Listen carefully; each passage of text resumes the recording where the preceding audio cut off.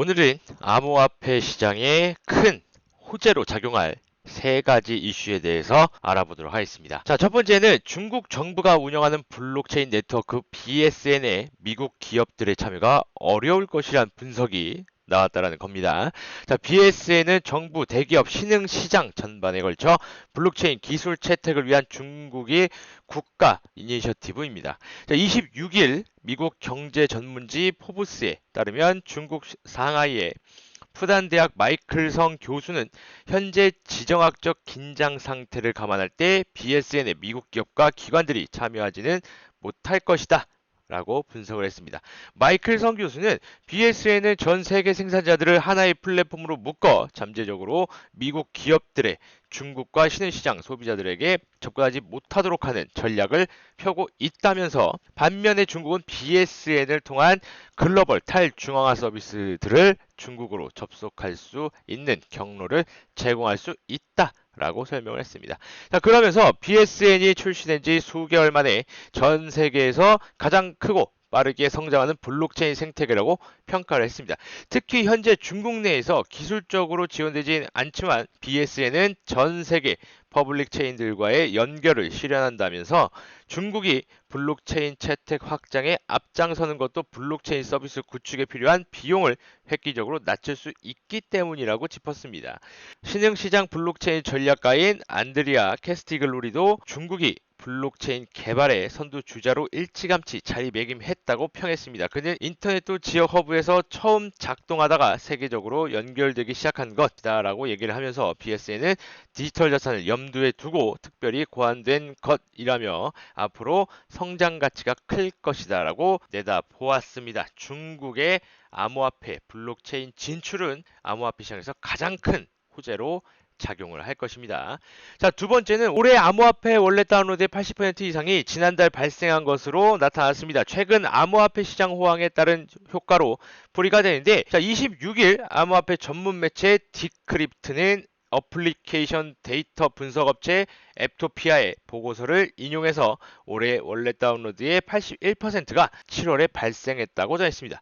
앱토피아는 지난달 상위 10개 암호화폐 지갑 앱 다운로드가 모두 사상 최고치를 기록했다고 밝혔고, 코인베이스, 크립토닷컴 등 메이저 월렛들의 월간 기준 다운로드 수가 신기록을 갱신했다고 발표했습니다. 2018년 7월부터 2019년 7월까지 전년 동기 대비 성장률은 12%에 그친 바 있었습니다. 자, 이 같은 증가세는 신종 코로나 바이러스 감염증으로 인한 사회적 거리두기가 시행된 초창기에 징조가 있었던 것으로 알려졌고, 당시 일부 원래들 사이에서 다운로드 수가 증가세에 접어들었다는 설명입니다. 앱토피아는 코로나19 초기 증가는 일시적이었지만 지금은 지속적이다 라고 얘기하면서, 7월 실적이 기록적으로 좋지만 이번 달은 이를 더 넘어설 가능성이 있다 라고 내다보고 있습니다. 자, 그 다음에는 세 번째 이슈, SEC 공인투자자 진입장벽 허문다 라는 이슈가 나와 있습니다. SEC가 공인투자자의 조건을 완화하겠다고 8월 26일 날 밝혔습니다. 기존 미국 공인투자자 요건은 순자산 100만 달러 혹은 연소득 20만 달러 이상의 개인이거나 규제사항을 충족하는 자산규모 500만 달러 이상의 기관이었습니다. 미국은 공인투자자에 한해서만 헤지펀드 및 사모펀드 등의 자산을 투자를 허용하고 있죠. 자, SEC가 그동안 공인투자자 자격 요건을 높게 설정한 이유는 고위험 투자 자산에 대한 일종의 보호 조치였습니다. 소액 투자자들이 사모펀드 등의 자산에 무분별하게 투자하면 리스크가 발생할 수 있다는 게 그 이유였죠.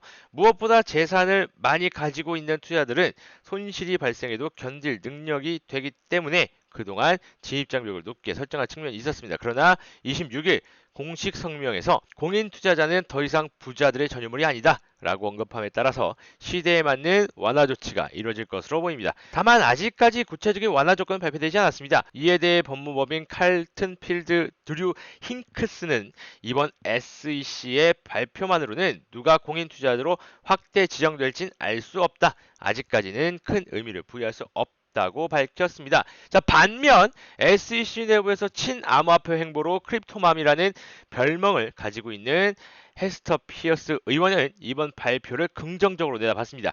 자, 그는 오늘날의 변화는 부와 소득이 항상 투자자들이 교양으로 이어지지는 않는다는 것이라며 재산의 정도에 따라 투자 지식이 많은 것으로 판단했던 기존 방식을 꼬집었습니다. 그러면서 SEC의 이번 결정은 주부 및 소액 투자자들도 각종 상품에 투자할 수 있는 길을 제공할 것이라고 평가를 했습니다.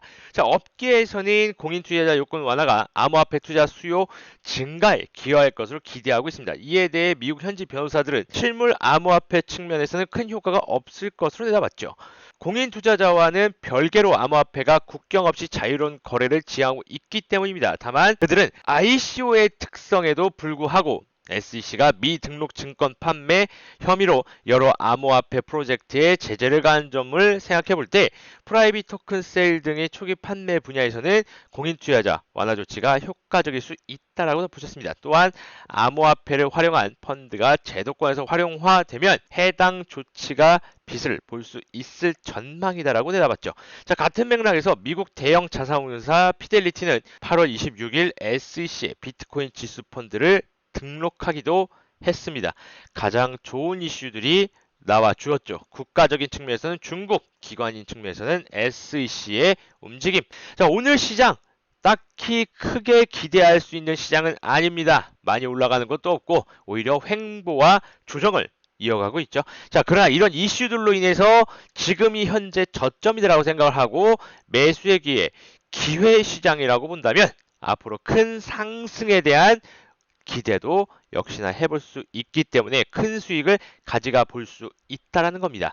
자, 이런 측면에서 볼 때 어떤 코인들을 매수를 해야 되는지 하단에 카카오톡과 링크를 걸어두었습니다. 그쪽으로 들어오시면 제가 무료 온라인 공개 방송이든 아니면 카카오톡에서든 제가 코인들 다 픽해 드릴 테니까 꼭 들어오셔서 저와 함께 하시면 좋을 것 같습니다.